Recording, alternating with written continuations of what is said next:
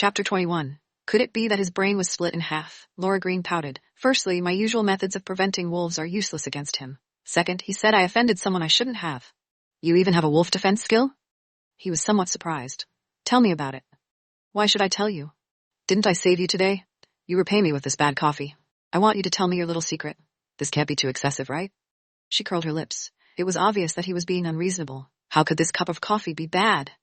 I said I like women. Cough, cough, cough. He forced himself to take another sip of his coffee, but... She looked at him. Are you okay? He stared at her. Is this your wolf defense tactic? Yeah, when someone was tugging and tugging at me in the past, whenever I say I like women, men walk away from me in disgust. They believe?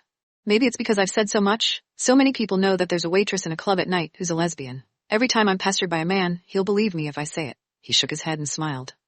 You're not afraid of ruining your reputation. To me, innocence is more important than reputation. I don't care how others misunderstand me. Pure? He raised his eyebrows, thinking of a scene that had occurred between them that night.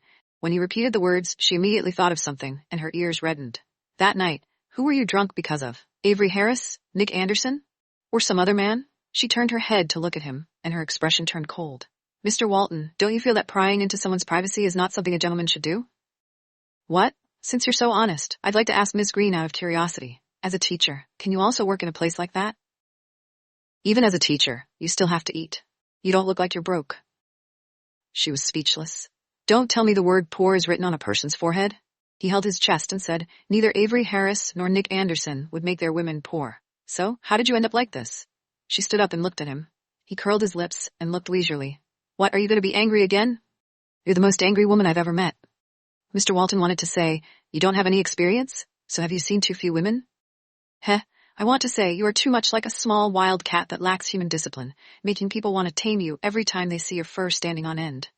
Sorry, I don't want to be tamed, so I don't need Mr. Walton to worry about me. She regretted bringing him here to argue in such a beautiful place. She must have had her head split. She exhaled. Just this once, no next time. He had always felt that women were very annoying, and he rarely interacted with them. However, the woman in front of him seemed to be very different. She was not afraid of him, nor would she flatter or flatter him. Even when she was angry, she would unceremoniously express her anger. He wondered if the circuits in her head were different. For the first time in his life, he was curious about a woman. This feeling caused him to feel a sense of novelty and anticipation. What a strange feeling. Chapter 22. Who Believes in Love. After class on Monday morning, Sienna Hunt ran up to her. Friend, are we going to eat? Let's go eat together. She tidied up the books, picked them up, and together they greeted downstairs and out of the school building. From afar, Sienna Hunt pointed at the door and said, Look, he's a scum. Laura Green looked towards the door, frowning. Avery Harris. Seeing her, he hurried over. Sienna Hunt, I need to talk to Laura Green alone. Can you leave first? Sienna Hunt looked at Laura Green. Laura Green smiled at her. Wait for me at the first dining hall. Laura Green, come over earlier.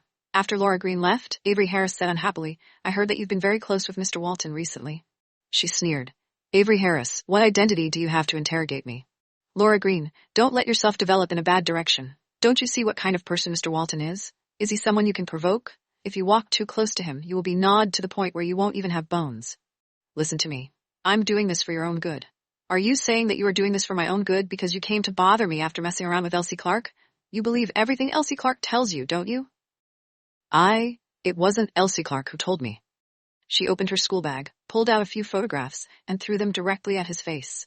I originally wanted to give these to Elsie Clark, but since I haven't met her today, you can help me transfer them to her. Actually, she planned to use a roundabout way to give these to Avery Harris. She had some understanding of Avery Harris's personality. He was stubborn and upright, and he hated people doing little tricks behind his back the most. If he could see Elsie Clark's true face, then she would absolutely not be his girlfriend. For people like Elsie Clark, Laura Green's greatest revenge was to let her love him but not get him. What is this? He flipped through a few photos. In the picture, in a dark alley, a tightly wrapped woman wearing a hat and mask is stuffing money into a man. Although the scene was far away and the background was very dark, he could clearly recognize that the woman in the back was Elsie Clark. This is evidence.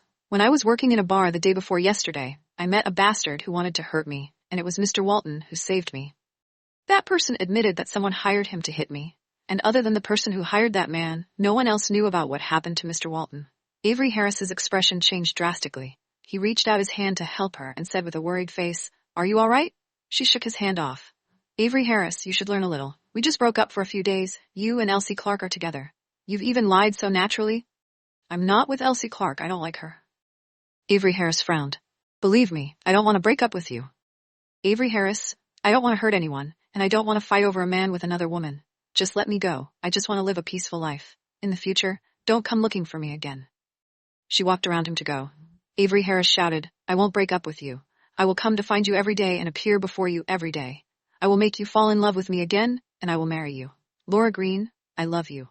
The more he shouted, the louder he became. The surrounding students were discussing. It was a pity that the people in the drama were no longer able to enter the drama again.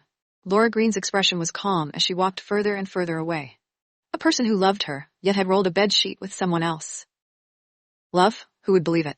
Chapter 23. Jealous of my beauty? When they came to class in the afternoon, Sienna Hunt ran excitedly in front of Green Ching. Let me tell you, big news, that loser Avery Harris beat up Elsie Clark at noon today. Call Elsie Clark?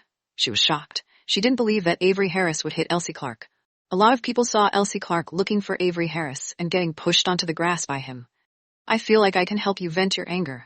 You don't know how uncomfortable she has been in the dorm for the past few days. She smiled. This is between her and me. You can get along however you want. No, who knows if she will try to pry our boyfriend apart in the future. But to be honest, she is overestimating herself. The headmaster, who is like a devil and doesn't even like a girl with outstanding knowledge like you, how could he like someone like her?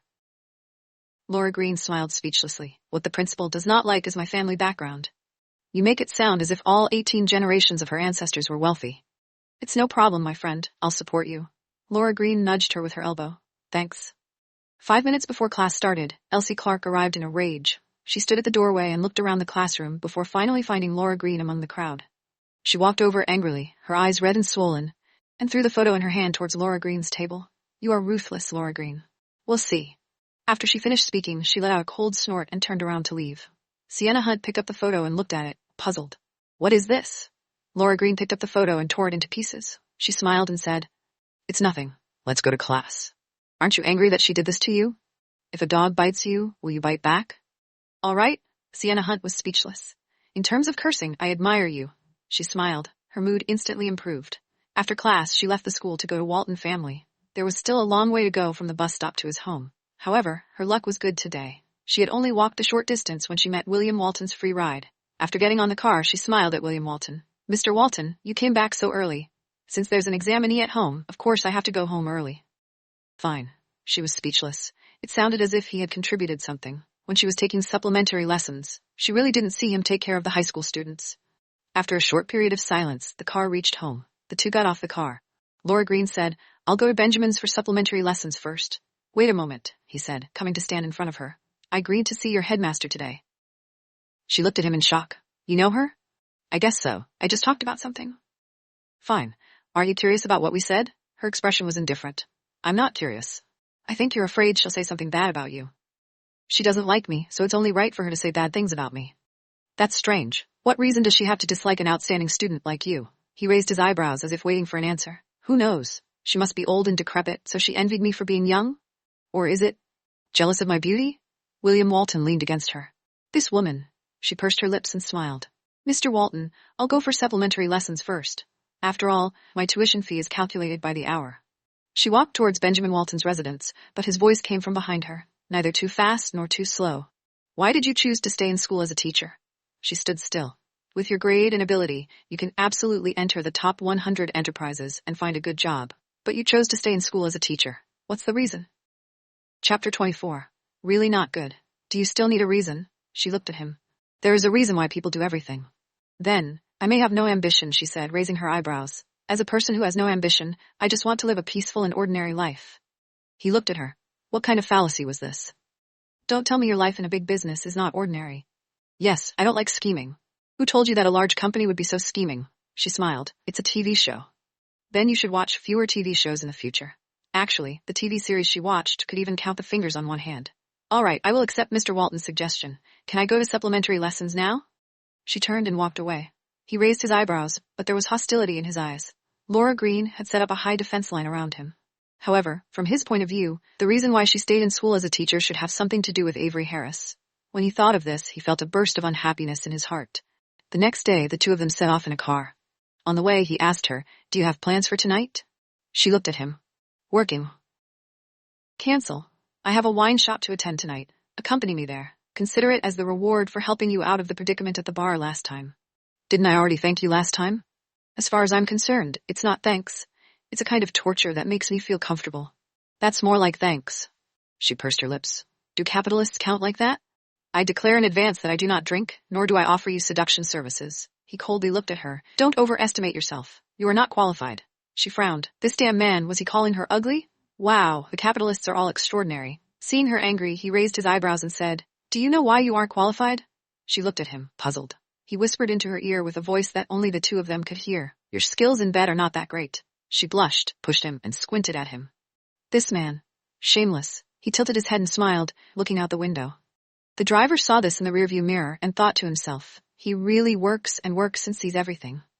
His big boss was actually smiling because of a woman.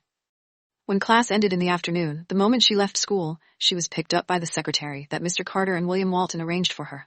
The secretary took her to buy a dress, put on makeup, and a haircut. Standing in front of the mirror, she almost couldn't recognize herself. Although her face was still the same, the clothes made her feel awkward. She had never worn a short dress like this one. Her clothes were the kind of dress that was made from a wedding dress. On the white ground, there were light yellow flowers, making her already fair skin look tender and pink. Her entire person was gentle, graceful, and sexy. The fluffy ball head, with the dazzling hair on the side of the head, is also just right. The 8 centimeters high golden shoes made her body, which was originally close to 170 centimeters tall, appear slender and slender. She turned around and looked at the female secretary. With a worried expression, she covered her chest with one hand. Isn't this outfit a bit awkward? The secretary smiled. Green Ching, don't worry. Tonight, you will definitely become the center of attention. I promise. She exhaled. But she wanted to say that she just wanted to quietly hide in a corner and eat. She doesn't want to be the center of attention at all, okay? Chapter 25. Never seen the world before. At 6 o'clock in the evening, she was escorted to the reception door. After the secretary called someone, he got out of the car and opened the door. Miss Green, you can enter now. She stepped carefully out of the car on her high heels. After standing still, she raised her head and her gaze fell upon a pair of stunned eyes. William Walton received the call. He got out of the car in front and saw her get off the car the moment he got close. She usually wore a t-shirt and cowboy shoes and looked like an ordinary college student. The last time he had seen her in the dress he had ordered her to wear, he had been amazed. But he truly felt that she had worn the wrong clothes in the past. She succeeded in covering all her advantages with her clothes. Seeing that a man passing by turned his head to look at her from time to time, William Walton recovered from his shock and walked forward with a cold expression. Laura Green felt a little awkward. When she saw that his gaze was fixed on her, she naturally put her hand on her chest. Isn't it very awkward? It was obviously very beautiful, but he didn't feel happy at all. The clothes were too exposed. Didn't they see her figure? Although he'd seen her figure more often and knew how good it was, he still felt a sense of unexplainable unhappiness in his heart. This dress isn't suitable for you at all.